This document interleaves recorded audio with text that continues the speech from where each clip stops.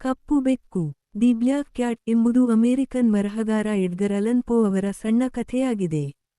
ಕಥೆಯಲ್ಲಿ ಹೆಸರಿಸದ ನಿರೂಪಕನು ಸಾಕುಪ್ರಾಣಿಗಳ ಮೇಲೆ ಬಲವಾದ ಪ್ರೀತಿಯನ್ನು ಹೊಂದಿದ್ದಾನೆ. ಅವನು ಅವುಗಳನ್ನು ದುರುಪಯೋಗಪಡಿಸಿಕೊಳ್ಳಲು ವಿಕೃತವಾಗಿ ತಿರುಗುತ್ತಾನೆ. ಅವನ ನೆಚ್ಚಿನ ಮುದ್ದಿನ ಕಪ್ಪು ಬೆಕ್ಕು ಒಂದು ರಾತ್ರಿ ಅವನನ್ನು ಕಚ್ಚುತ್ತದೆ ಮತ್ತು ನಿರೂಪಕನು ಅದರ ಕಣ್ಣನ್ನು ಕತ್ತರಿಸಿ ನಂತರ ಮರಕ್ಕೆ ನೇತುಹಾಕುವ ಮೂಲಕ ಶಿಕ್ಷಿಸುತ್ತಾನೆ. ಮನೆ ಸುಟ್ಟು ಹೋಗುತ್ತದೆ, ಆದರೆ ಉಳಿದ ಒಂದು ಗೋಡೆಯು ಕುಣಿಕೆಯಿಂದ ನೇತಾಡುತ್ತಿರುವ ಬೆಕ್ಕಿನ ಸುಟ್ಟ ರೂಪರೇಖೆಯನ್ನು ತೋರಿಸುತ್ತದೆ. ಅವನು ಶೀಘ್ರದಲ್ಲೇ ಮತ್ತೊಂದು ಕಪ್ಪು ಬೆಕ್ಕನ್ನು ಕಂಡುಕೊಳ್ಳುತ್ತಾನೆ. ಅದರ ಎದೆಯ ಮೇಲೆ ಬಿಳಿ ಗುರುತು ಹೊರತುಪಡಿಸಿ ಮೊದಲನೆಯದನ್ನು ಹೋಲುತ್ತದೆ, ಆದರೆ ಅವನು ಅದರ ಬಗ್ಗೆ ದ್ವೇಷವನ್ನು ಬೆಳೆಸಿಕೊಳ್ಳುತ್ತಾನೆ. ಅವನು ಕೊಡಲಿಯಿಂದ ಬೆಕ್ಕನ್ನು ಕೊಲ್ಲಲು ಪ್ರಯತ್ನಿಸುತ್ತಾನೆ, ಆದರೆ ಅವನ ಹೆಂಡತಿ ಅವನನ್ನು ತಡೆಯುತ್ತಾಳೆ. ಬದಲಿಗೆ ನಿರೂಪಕನು ತನ್ನ ಹೆಂಡತಿಯನ್ನು ಕೊಲ್ಲುತ್ತಾನೆ. ಅವನು ತನ್ನ ನೆಲಮಾಳಿಗೆಯಲ್ಲಿ ಒಂದು ಇಟ್ಟಿಗೆ ಗೋಡೆಯ ಹಿಂದೆ ದೇಹವನ್ನು ಮರೆಮಾಡುತ್ತಾನೆ. ಪೊಲೀಸರು ಶೀಘ್ರದಲ್ಲೇ ಬರುತ್ತಾರೆ ಮತ್ತು ನಿರೂಪಕನು ಗೋಡೆಯ ಮೇಲೆ ಟ್ಯಾಪ್ ಮಾಡಿದ ನಂತರ ಕಿರುಚುವ ಶಬ್ದವನ್ನು ಎದುರಿಸಿದ ನಂತರ ಅವರು ಹೆಂಡತಿಯ ಶವವನ್ನು ಮಾತ್ರವಲ್ಲದೆ ಆಕಸ್ಮಿಕವಾಗಿ ದೇಹದ ಗೋಡೆಗೆ ಸಿಲುಕಿದ ಕಪ್ಪು ಬೆಕ್ಕನ್ನು ಸಹ ಕಂಡು ಅದರ ಕೂಗಿನಿಂದ ಅವರನ್ನು ಎಚ್ಚರಿಸುತ್ತಾರೆ. ಈ ಕಥೆಯ ವಿಶ್ಲೇಷಣೆ ದಿ ಬ್ಲ್ಯಾಕ್ ಕ್ಯಾಟ್ನ ನಿರೂಪಕನು ಪ್ರಶ್ನಾರ್ಹ ವಿವೇಕವನ್ನು ಹೊಂದಿದ್ದಾನೆ. ಕಥೆಯ ಆರಂಭದಲ್ಲಿ ನಿರೂಪಕನು ಕಥೆಯನ್ನು ನಂಬಲು ಓದುಗರು ನಿರೀಕ್ಷಿಸಿದರೆ ಅವನು ಹುಚ್ಚು ಎಂದು ಹೇಳುತ್ತಾನೆ. ಅವನು ಈಗಾಗಲೇ ಹುಚ್ಚುತನದ ಆರೋಪವನ್ನು ಹೊಂದಿದ್ದಾನೆ ಎಂದು ಸೂಚಿಸುತ್ತದೆ. ನಿರೂಪಕನು ತನ್ನ ಪ್ರಾಣಿಗಳನ್ನು ಪ್ರೀತಿಸುತ್ತಿರುವುದಾಗಿ ಹೇಳಿಕೊಳ್ಳುವ ಮಟ್ಟಿಗೆ ಮಾನಸಿಕ ಅಸ್ಥಿರತೆಯನ್ನು, ತುಂಬಾ ಒಳ್ಳೆಯದನ್ನು ಹೊಂದಿರುವ ರೂಪದಲ್ಲಿ ಸೂಚಿಸುತ್ತದೆ. ಪ್ರಾಣಿಗಳಿಗೆ ಅವನ ಪಕ್ಷಪಾತವು ಕೇವಲ ಮನುಷ್ಯನ ಕ್ಷುಲ್ಲಕ ಸ್ನೇಹ ಮತ್ತು ಗಾಸ್ಸಾಮರ್ನಿಷ್ಠೆಯನ್ನು ಬದಲಿಸುತ್ತದೆ.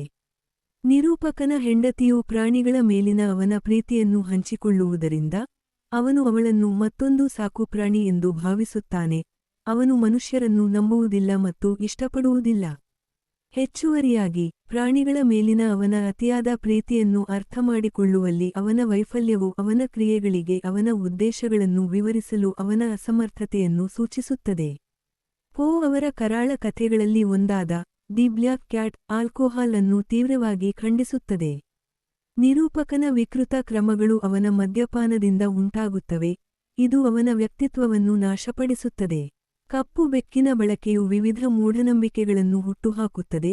ಅವರೆಲ್ಲರೂ ಮಾರುವೇಷದಲ್ಲಿರುವ ಮಾಟಗಾತಿಯರು ಎಂದು ನಿರೂಪಕನ ಹೆಂಡತಿ ಧ್ವನಿಸಿದರು.